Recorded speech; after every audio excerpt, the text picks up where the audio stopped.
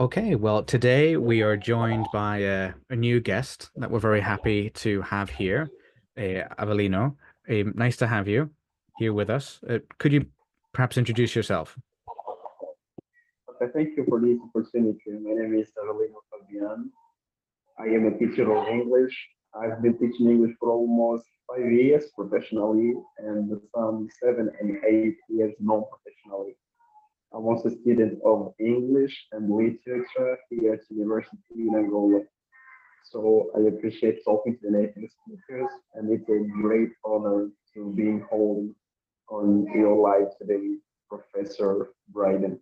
I think my presentation is all because I have difficulties saying all about myself. Okay, no problem. So, what English learning methods have you found most effective for improving your vocabulary? What do you think? For improving my vocabulary, one of the methods I've been applying is direct method.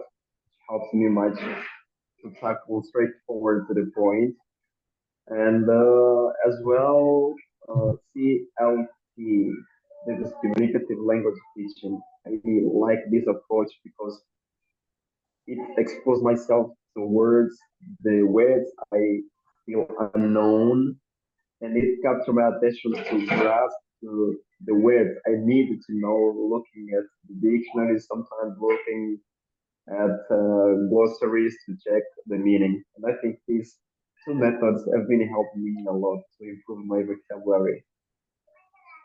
Very good. Excellent. Okay. And so, how do you practice speaking English outside of class or study time? Well, I dedicate more time practicing English outside the class because in the class I don't have much time because of the interference from other partners, from other students, and whatever. Outside, because I am alone, then I have more time to practice through reading and through watching news, as well as to play games on my computer. And so I have more time outside of class. And one of the best strategies I usually use is the mirror reflection. I stand up in front of the mirror and I pretend I'm talking to someone else, and I can hear my own voice, my own expressions, whether sounding good or are not sounding good. Then I have more chance to repeat after time and repeating until I see like my pronunciation in this way is correct and is appropriate. Mm. Very good. Brilliant. Okay. And do you maybe prefer using apps or books or maybe online courses for learning English grammar and why? No, I would like to have these online courses, but I haven't tried yet. And then I love apps, books as well, not online courses. I will have one maybe in a couple of months now. Okay. And have you maybe tried watching English movies with subtitles to improve your listening skills? And if so, do you perhaps find that helpful? It was too difficult for me for the first time. It was with the subtitle, and another movie I watched was African movie. I think if you have already seen, that's The Woman King. Mm. I don't know very much about that movie. Maybe you can give me some more information about it. For real. This was one of the movie I watched without Mhm. subtitles, and it helped me much because African accent sometimes it's easier to gather, rather maybe the British English, sometimes American English, which is more challenging.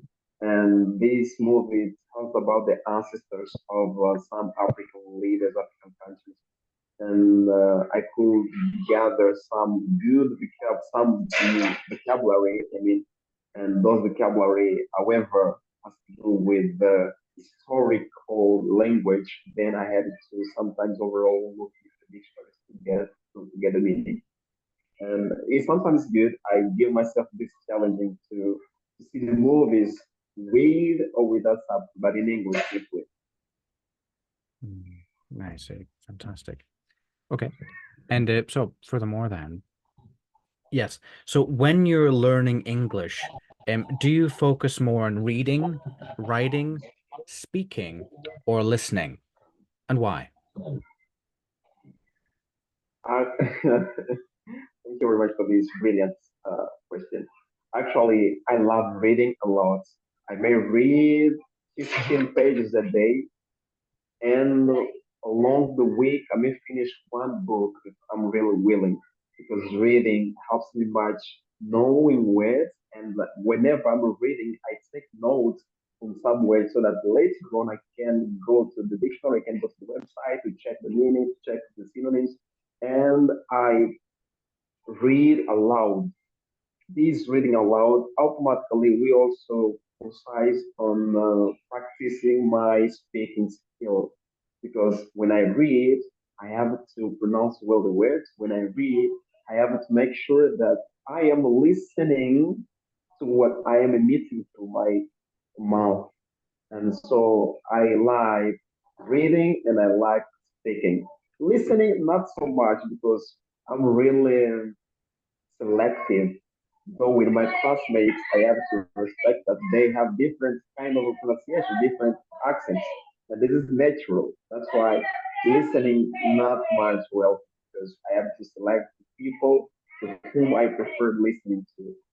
And what about what else? Speaking, reading, listening, and writing. I am a writer. Thank you. I am a writer. I write my poems, including I have written a book called with the title "The Secret of Living Happily." Fortunately, that's on Portuguese because my population can't understand very well the English nowadays. That's why I wrote it in Portuguese, and I'm a good writer. I love writing sometimes. Then three skills I really appreciate: reading, speaking, and the writing. Listening, not so much. That's why I beg for having this kind of conversation with you, because the more I expose myself, the more I also understand the native speaker. Okay, fantastic. And could you give me a little bit more information about your book and some of your poems? Could you tell us a little bit more about that? Yes, my book totally tells about the. First of all, my book is self growth. It helps people to get the motivation to get on life. It talks more about how to consider yourself in a position with others and how to respect the values and the beliefs that we all possess towards the trend and the global changing. My book is also about self development.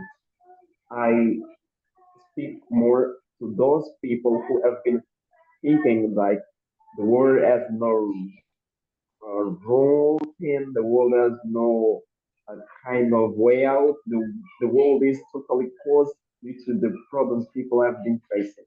And I write something very special in relation to the personality till the outcomes of what people usually endeavor themselves to.